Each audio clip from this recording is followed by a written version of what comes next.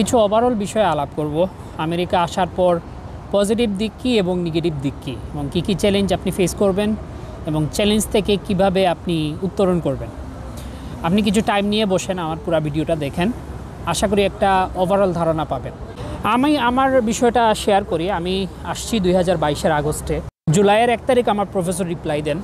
তা আমি তো অনেক হতাশ ছিলাম। আমি ভাবতেছি যে আমার ফল 22 যেটা, এটাতে আমার কিছু হবে না।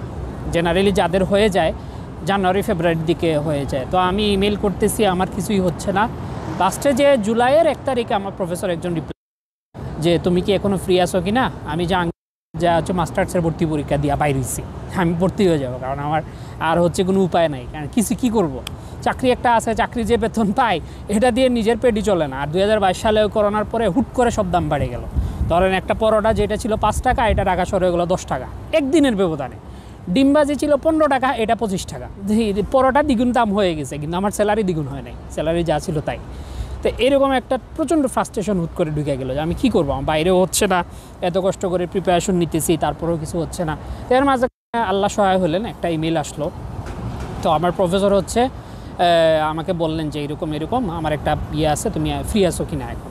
তো আমি হুট করে ওই সাথে আমি জাহাঙ্গীরনগর থেকে বেরোয়ে বাসে বসে উনারে রিপ্লাই দিছি যে জি প্রফেসর আমি হচ্ছে এখন অ্যাভেলেবল আছে। তো উনি রাতের বেলা, যেহেতু বাংলাদেশে রাত আর এখানে হচ্ছে দিন অপোজিট, তো আমি রাতের বেলা বসে আছি যে প্রফেসর কখন রিপ্লাই দে।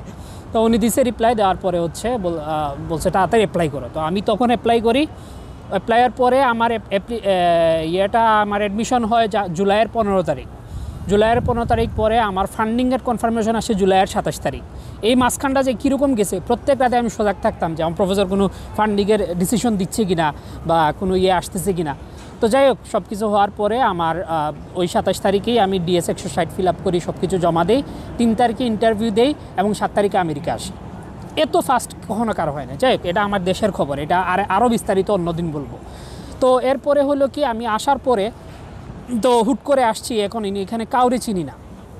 তো ফেসবুক গ্রুপের মাধ্যমে একজন ভাইয়ের সাথে পরিচয় হইলো, কুয়েটের এক ভাই, ওনারা যায় আমাকে এয়ারপোর্ট থেকে নিয়ে আসছে। তো এখন থাকবো কী করবো, হুট করে যা কম সময় পাইছি তার ভেতরে হচ্ছে বাসা ভাড়া দিছি।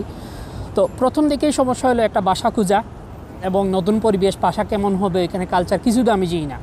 তো যাই হোক, প্রথম দিন হোটেলে ছিলাম, পরে বাসা ভাড়ার টাকা পয়সা দিলাম, দেওয়ার পর হচ্ছে আমি আমার রুমে এসে উঠলাম। তো প্রথমেই আমি রুমমেট পাইলাম 3টা আমেরিকান এবং সাথে 2টা কুত্তা। তো কখনো তো কুত্তার সাথে থাকি নাই।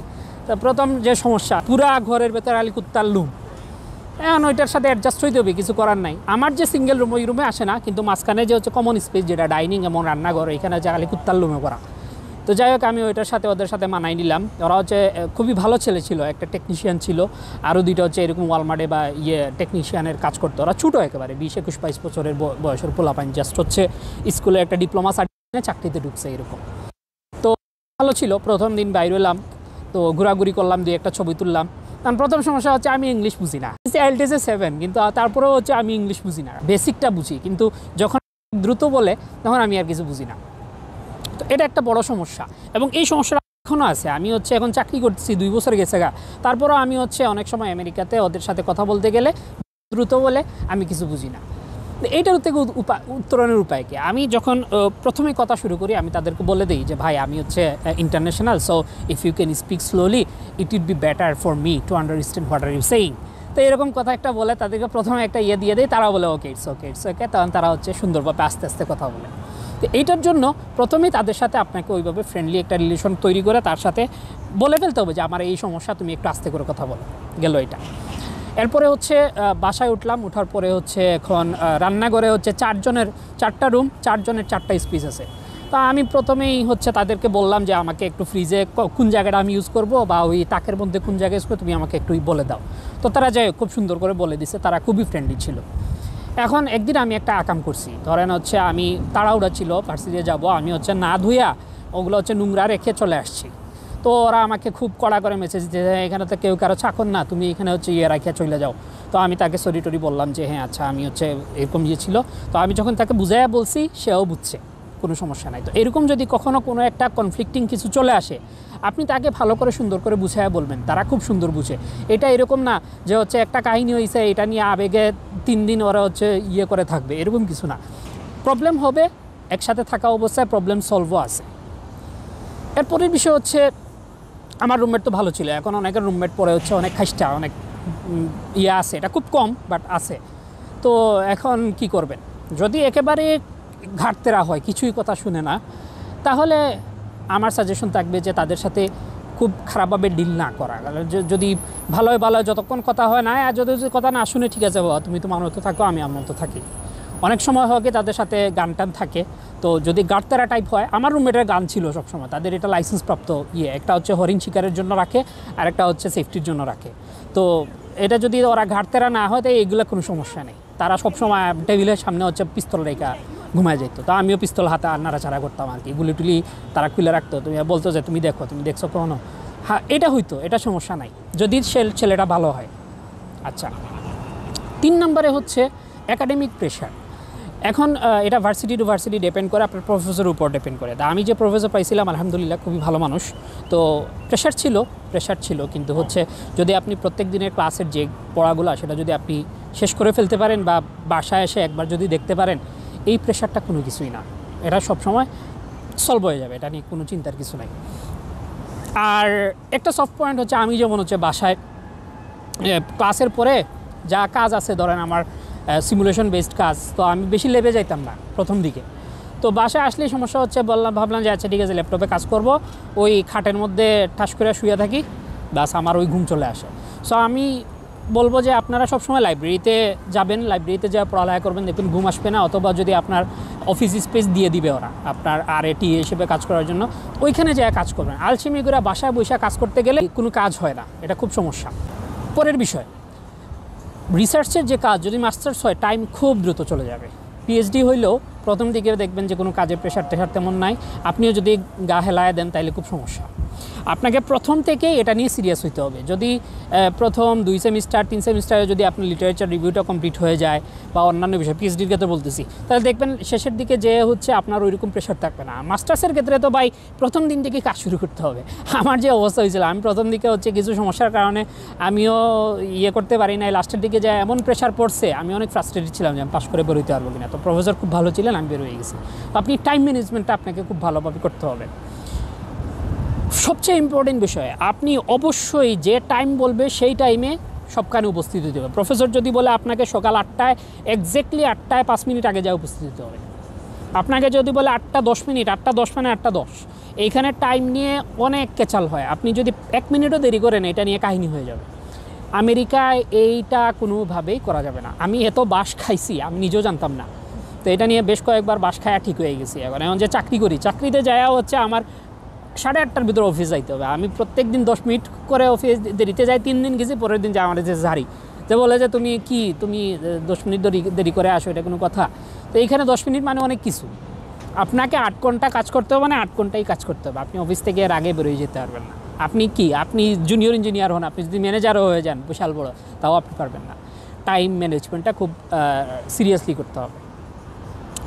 এরপরের বিষয় হচ্ছে খাওয়া দাওয়া। এখন আমরা মুসলিম, আমরা চেষ্টা করবো হচ্ছে হালাল খাওয়া দাওয়া। তো আমার এটা নিয়ে প্রথম দিকে আমি যেখানে ছিলাম আশপাশে কোনো হালাল দোকান নাই, মাংসের দোকান নাই। তো ওয়ালমার্ট আছে চারপাশে, তো ওয়ালমার্টে তো হালাল কিছু পাওয়া যায় না, মুরগি টুরগি কিছু পাওয়া যায় না। তো আমি হচ্ছে যাইতাম, চিংড়ি কিনতাম, মাছ কিনতাম, এগুলো তো হালাল, এগুলোই রান্না করতাম। আর হচ্ছে যদি আপনি বড় শহরে থাকেন, অবশ্যই অনেকগুলো ইন্ডিয়ান, মুসলিম, পাকিস্তানি, বাংলাদেশি, আফগানিস্তানি দোকান আছে, সেগুলো থেকে হালাল জিনিস আপনি পাইতে পারবেন।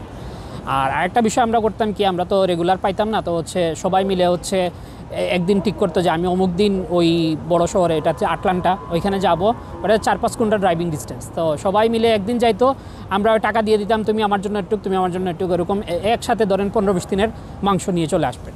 এটা যে ভার্সিটিতে থাকবেন সবাই গ্রুপ করে এই কাজটা করতে পারেন। আচ্ছা, এরপরে বিষয় হচ্ছে নামাজ কালাম, এরপরে রোজা, এগুলা কিভাবে, এটা হচ্ছে সম্পূর্ণ আপনার উপর। আপনি যদি এখানে চান যে আপনি সবচেয়ে ভালো একজন মানুষ নেককার হবেন, আপনি চাইলেই পারবেন। এখানে যেখানে ভার্সিটি আছে, এখানে মুসলিম কমিউনিটি আছে, মসজিদ আছে। এখন আমরা আমেরিকা কি, বাংলাদেশেই আমার কথা বলতেছি, আমি নিজেই আলসেমি করে সপ্তাহে 3 দিন আমি ফজরের মসজিদে যাই না। তা এটা যদি আমার কেস বাংলাদেশেও হয়, এখানে জায়গায় জায়গায় মসজিদ আছে, আমেরিকা তো আপনার সেম হবে। কিন্তু আপনি যদি স্ট্রিক্ট হন, না আমাকে ফজরের সময় উঠতেই হবে, নামাজে যাইতে হবে, আপনি যান না।